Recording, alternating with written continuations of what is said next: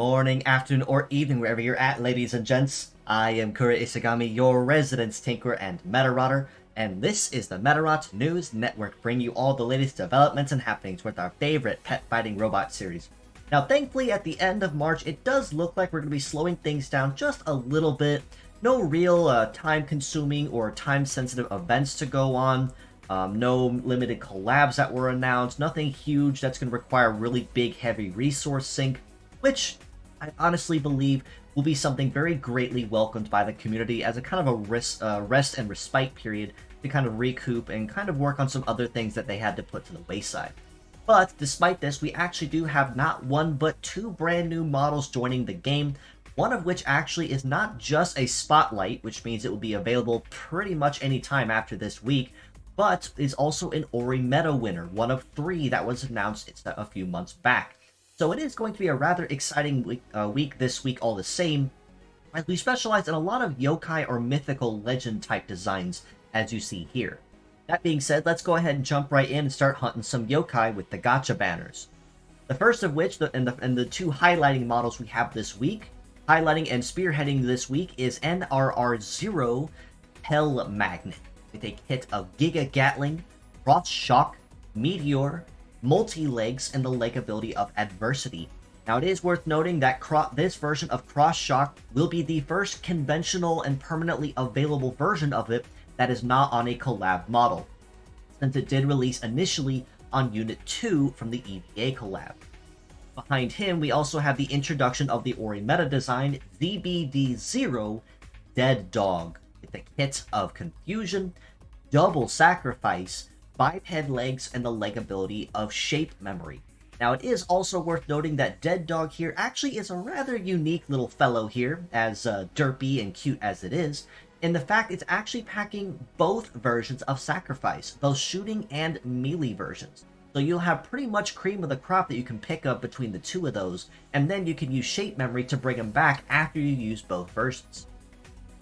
With the introduction of these two, we also have reruns of other very well-known and popular yokai types that have also been introduced in Medarot S, starting of which is another similar boss type to Hell Magnet, NUE0 Beast Chimera, the Nue type, with a kit of Canceller, Ghost Shot, Laser, Wheeled Legs, and the leg ability of Haja.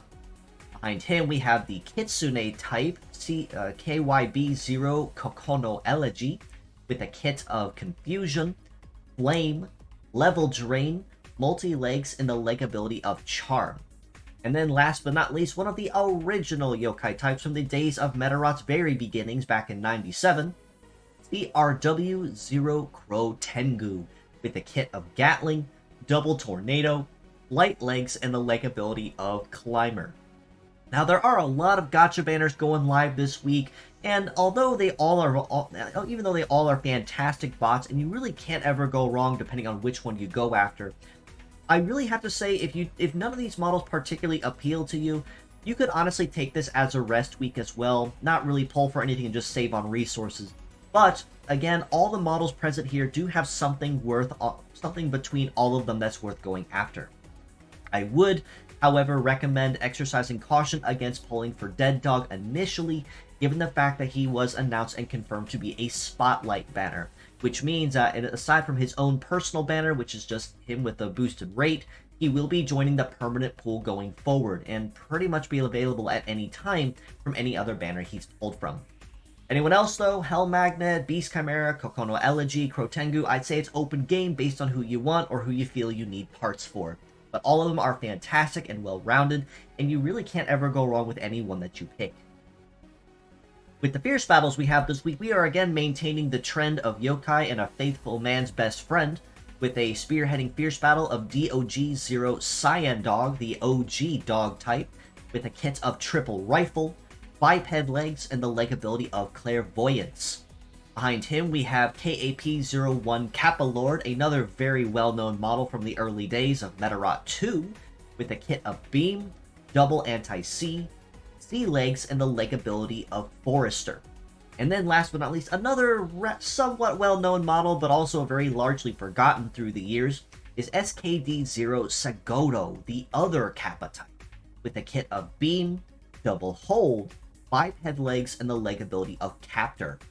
Now again, we are maintaining that yokai theme that is honestly very obvious given the previous models that are the gacha banners for this week, and of course Cyan Dog kind of celebrating the introduction of Dead Dog. But honestly, much like with the gacha banners, all the models here have something that's worth using in one form or another. Kappa Lord is nice for the sake that you can have access to anti-C, and Sea Legs with the Forester ability is nice. Sagoto as well with biped legs for Captor. But honestly, if I did have to give an MVP of the week to somebody, I would honestly have to give it to Cyan Dog, given that triple rifle means he has very good flexibility, relatively solid base power too, and very flexible parts you can fit in just about anywhere you need a basic shooting attack with no major drawback or weakness.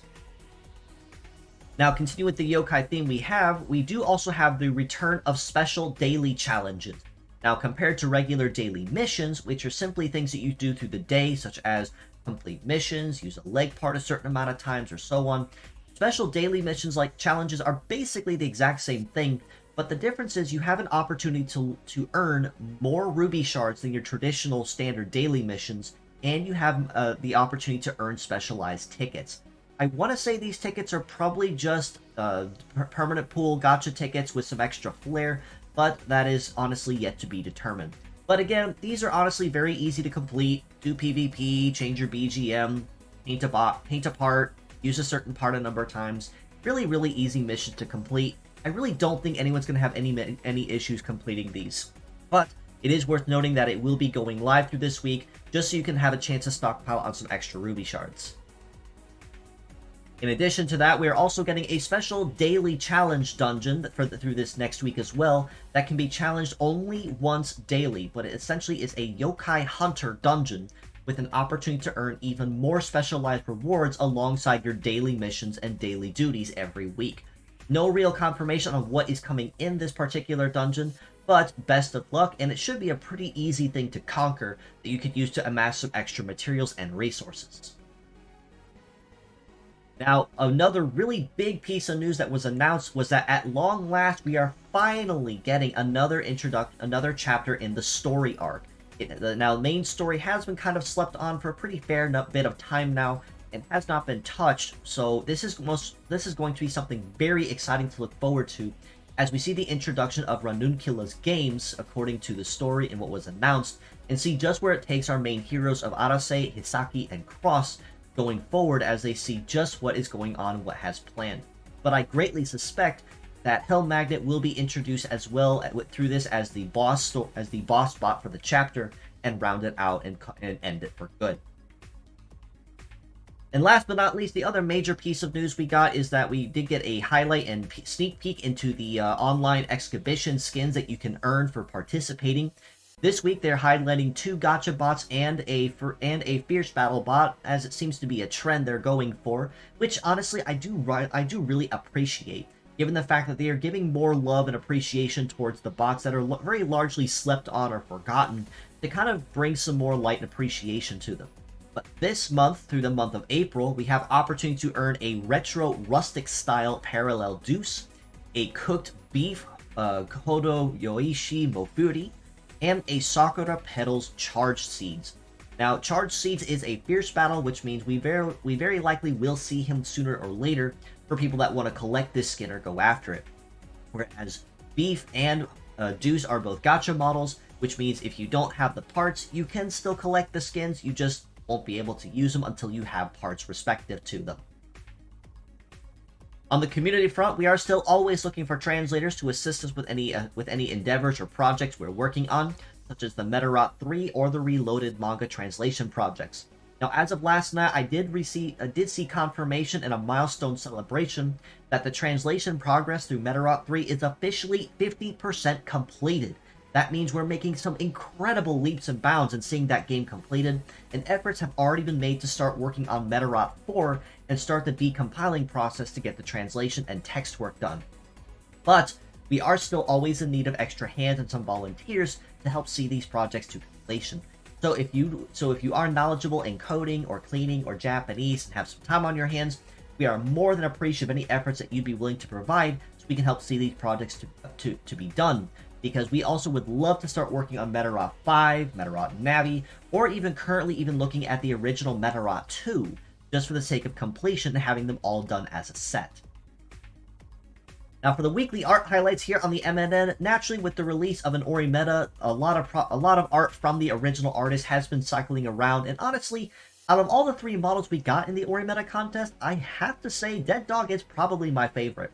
It's really spooky looking, but also really derpy in a cute, in a very cute sort of way.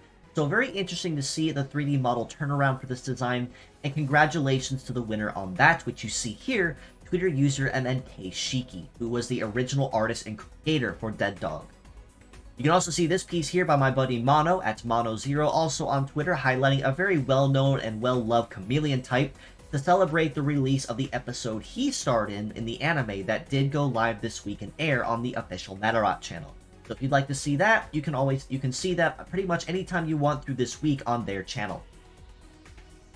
But with all that being said, oh, one last thing before I do forget, I do also want to kind of toot my own horn here for a little bit. You guys probably saw my very clickbaity title that I posted back on Sunday, and being completely honest, I have no shame in it. I did that on purpose because I had been on a recording spree all through last week, as you guys I'm more than certain are aware, primarily for the fact that I am just so overjoyed and happy that I had completed a 2-year-long endeavor of covering every Medarot formally and thoroughly available in Medarot S. So as of Sunday, every model will have its own individual and specialized breakdown that explains how they work, how to use them, if I think they're good or not, or some ideas on how to use them effectively. So, that being said, with me having covered every last model in Medarot S, except with the exclusion of new models going forward, this does mean I probably have one of the most thorough guides on the internet for Medarot S and breaking down any bots that are available, especially for the Western community. And I want to take a moment and say thank you so much to the community for supporting me and encouraging me in this endeavor to see it completed. What'll I do with all this extra time besides recording? I haven't quite figured that out yet. I got a couple ideas on things I'm working on, but who knows, I might start looking into more time to stream officially. I might remake some older videos. I don't know, I haven't figured that out yet. But again, thank you so much for helping encourage me and support me through this endeavor going forward to bring Medarot back to the Western community in pretty much the best way that I can. But with all that being said, officially, I do believe that covers everything for this week's episode. So once again, I do always appreciate you all for stopping by, just as you always have. If you'd like to know more, you can follow us below on Facebook at the Medarot News Network page, or the Metabots Forever community on there, if you are more active on Facebook than you are Twitter or Discord. On the topic of Discord, you can also join us in our community in the link provided below, and this will be an even closer ear to the ground on the action. This includes any new updates to fan art, game translations, my weekly episodes. The Discord server is the first place you'll hear it before it goes anywhere else. You can also reach out to me personally on Twitter at Isagamikura, so if you have any questions or feedback or comments, or would even just like to stop in and say hello, I leave my DMs open for that very reason. So don't be a stranger, stop on in, say hello, and leave me a DM, and I'll get back to you when I can. In addition, if you are a streamer or VTuber and would love to get together with me for a collab, guest host with me here on the MNN, or even have me stop in on your channel, I would absolutely love to coordinate with you. So absolutely leave me a DM asking about it and some information, and I would love to get together with you and coordinate a time and a date so we can make something happen, because I would absolutely love nothing more than to make more friends and kind of help spread the word, or even just have fun and play games with other people.